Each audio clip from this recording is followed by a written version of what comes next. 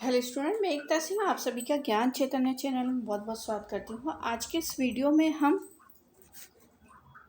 नागरिक शास्त्र का हमारा लोकतंत्र यहाँ पर देखने वाले हैं। तो यहाँ पर देखते हैं, शुरू करते हैं।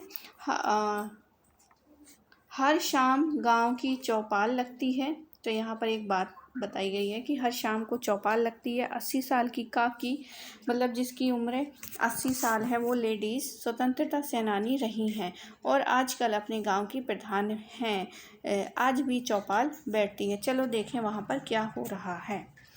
काकी, देखो अब हमारा देश आज़ाद है, हमारे देश में हमारी सरकार है।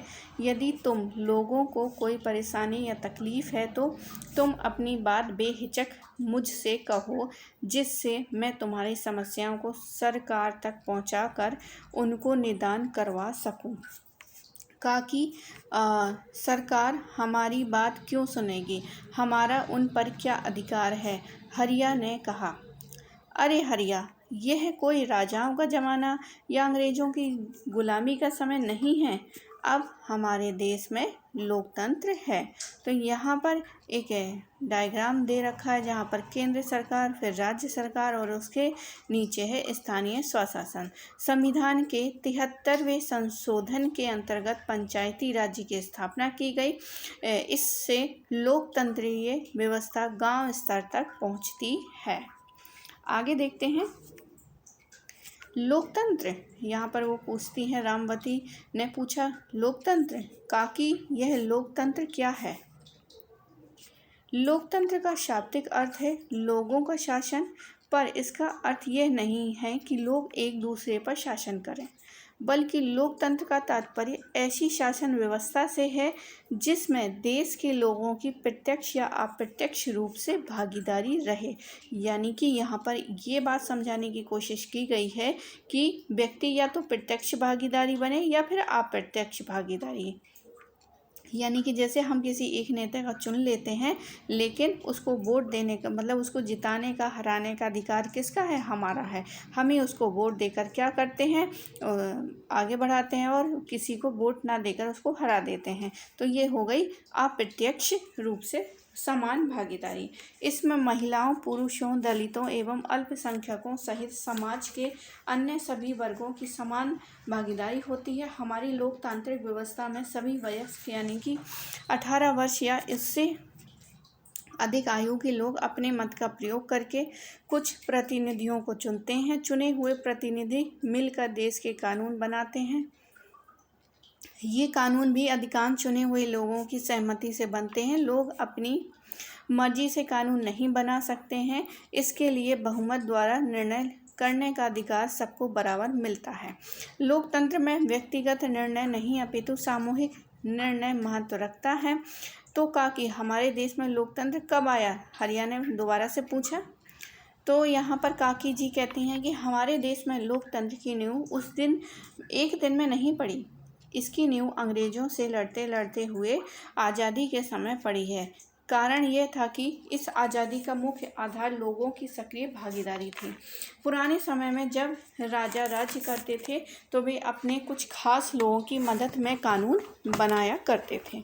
राजा के बाद उसका बेटा उस राज्य का राजा बनकर ऐसे ही करता था। कानून बनाने या लोगों लागू करने में लोगों की कोई भागीदारी नहीं रहती थी, पर लोगों को उस कानून का पालन करना पड़ता था। अतः हमारे नेताओं ने यह तय किया कि देश का शासन देश के लोगों के हाथों में होगा। तभी हमें लोकतंत्र स्थापित करने की प्रेरणा मिली, क्योंकि यही ऐसी व्यवस्था है जिसमें सर्वसाधारण को अधिकतम भागीदारी का अवसर मिलता है।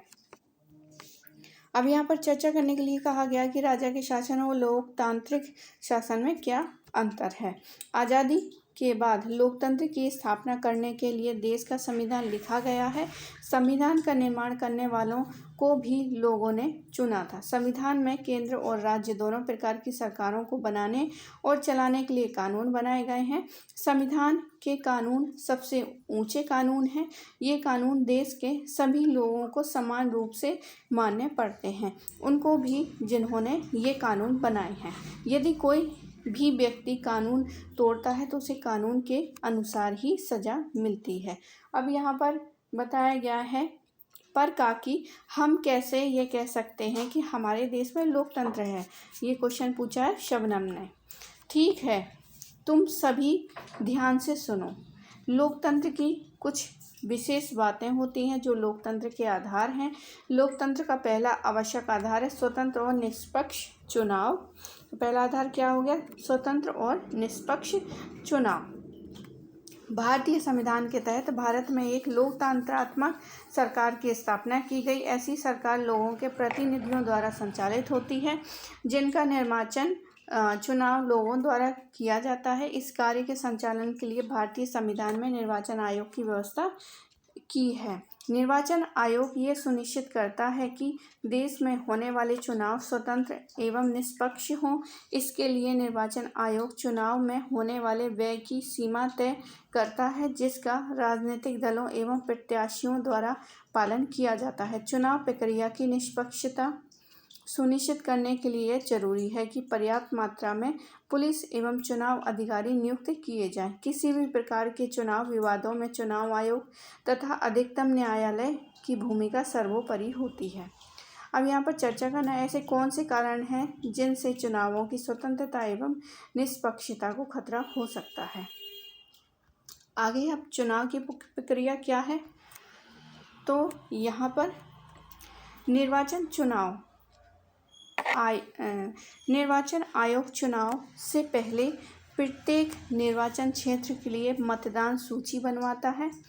तो यहाँ पर कौन? निर्वाचन आयोग ही चुनाव से पहले एक मतदाता सूची बनवाता, मतलब हमें किन किन लोगों को वोट देना है उसकी एक सूची बनवाना। भारत का प्रत्येक नागरिक जिसकी आयु 18 वर्ष पूर्ण हो गई हो मतदाता सूची में पंजीकृत होने का हकदार है।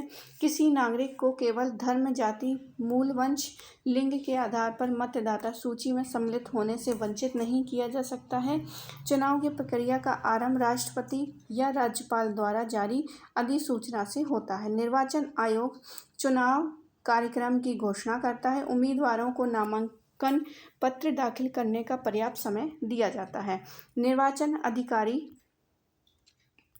अधिकारी नामांकन पत्रों की जांच पर उम्मीदवारों की अंतिम सूची जारी करता है तथा उम्मीदवारों को चुनाव चिन्ह आवंटित करता है। उम्मीदवारों को चुनाव प्रचार के लिए समय दिया जाता है। चुनाव प्रचार के दौरान उम्मीदवारों को आदर्श आचार संहिता का पालन करना होता है। आगे है चुनाव प्रचार, यानी कि चुनाव प्रचार मतदान की तिथि से 48 घंटे पहले बंद हो जाता है। मतदाताओं को चाहिए कि मतदान वाले दिन अपना मतदान पहचान पत्र लेकर मतदान केंद्र पर जाएं और अपना मतलब अपना वोट डालें।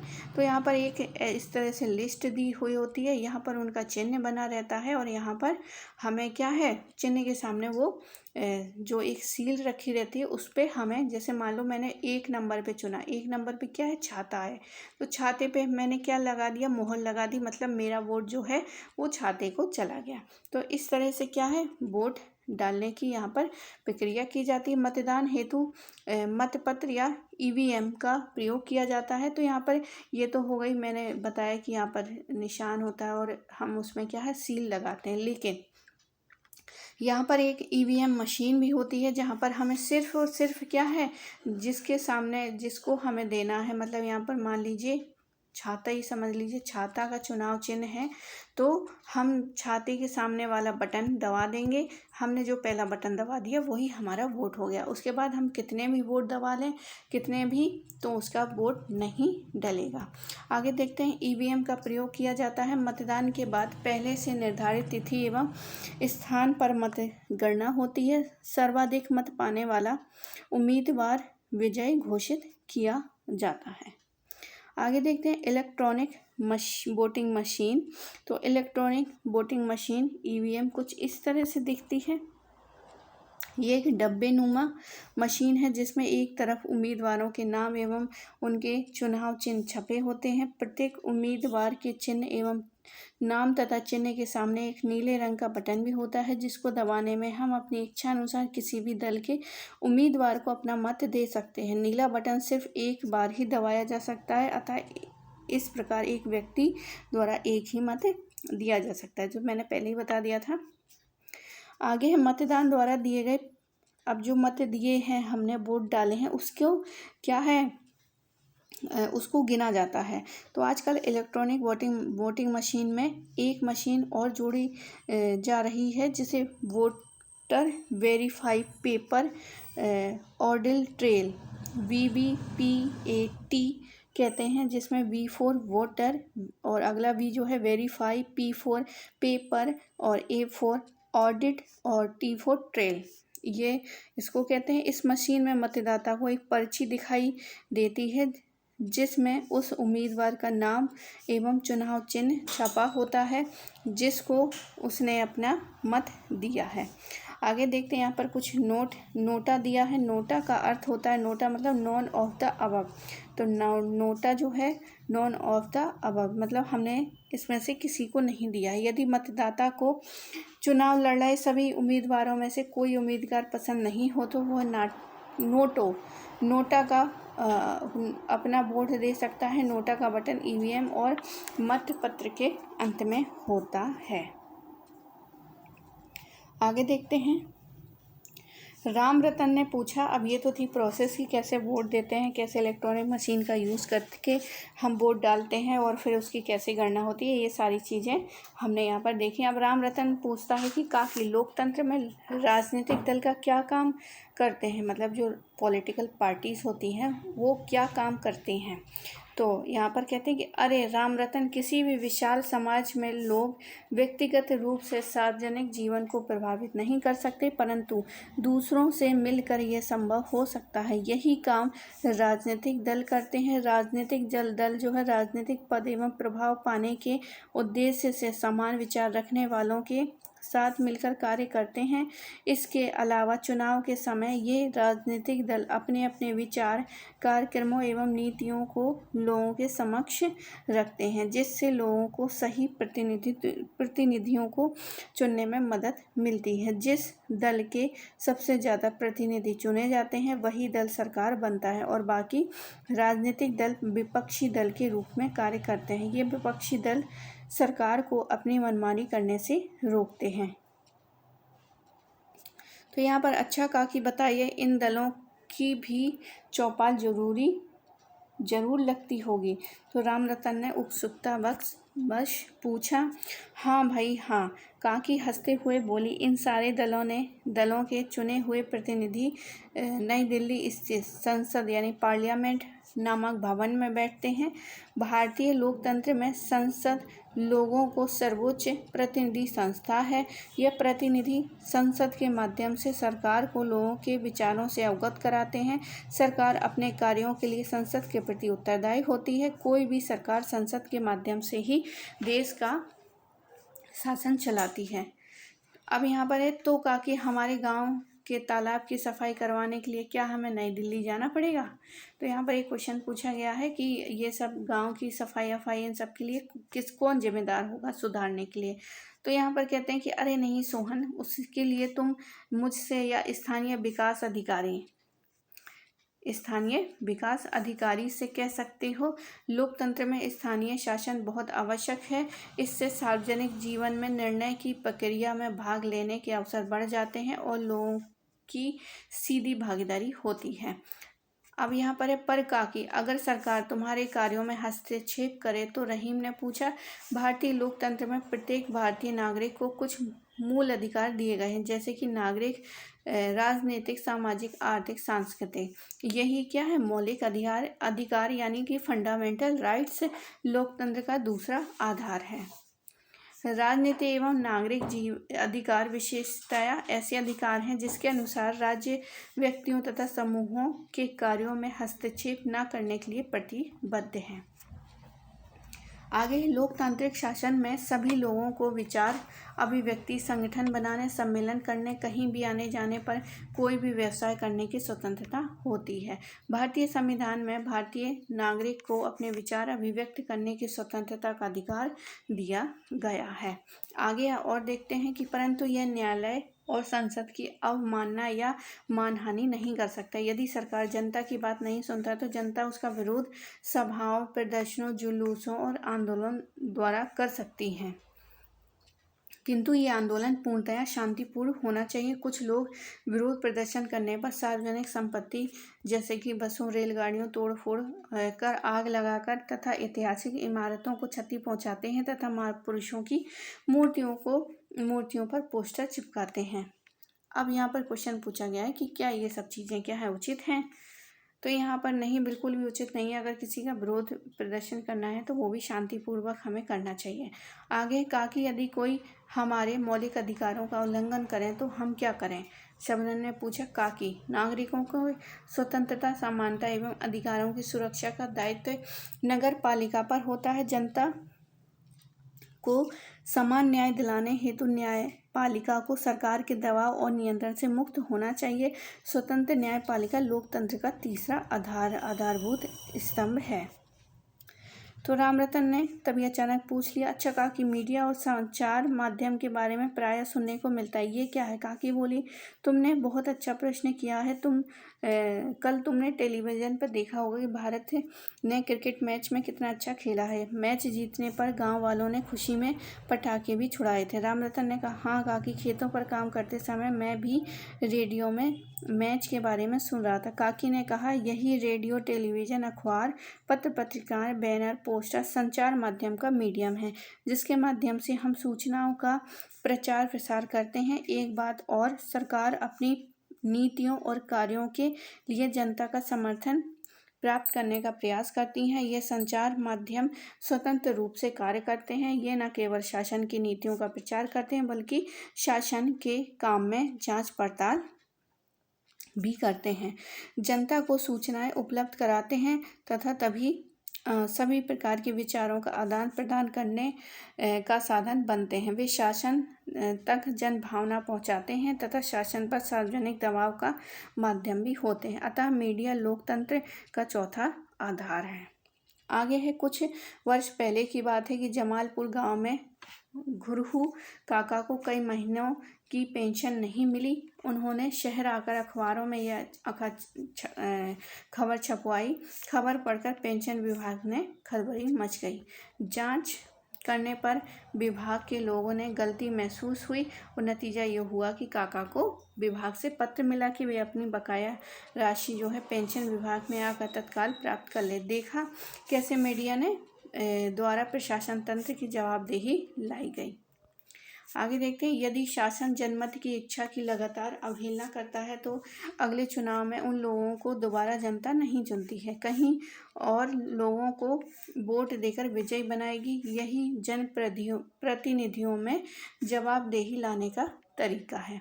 अब यहाँ पर क्या है, अच्छा कहा कि अब समझे, लोकतंत्र लोगों के द्वारा लोगों के लिए शासन है। तो ये कहता है, बिल्कुल ठीक कहा तुमने, पर मात्र लोकतंत्री ढांचा बना लेने से सही अर्थों में लोकतंत्र सुनिश्चित नहीं होता है। इसके लिए यह जरूरी है कि प्रत्येक नागरिक अपने कर्तव्यों एवं दायित्वों के प्रति जागरूक हो, वह स्वयं निर्णय लेने की क्षमता रखता हो और यह तभी संभव है जब वह शिक्षित और जागरूक होगा। शिक्षित व्यक्ति को न केवल अपने देश की समस्याओं की सही जानकारी होती है बल्कि उनको सुलझाने में भी वह अपना योगदान दे सकता है। शिक्षित व्यक्ति किसी के बहकावे में आकर उसे वोट नहीं देगा, वह अपने विवेक से उचित और अनुचित का निर्णय करेगा। इसलिए लोकतंत्र को सफल बनाने में शिक्षा का महत्व सबसे अधिक है और तभी लोकतंत्र मजबूत होगा।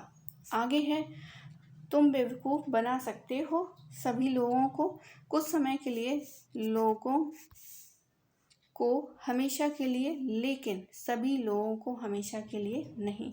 ये किसने कहा है? इब्राहिम लिंकन ने कहा है। आगे देखते हैं, सर्वधर्म संभाव।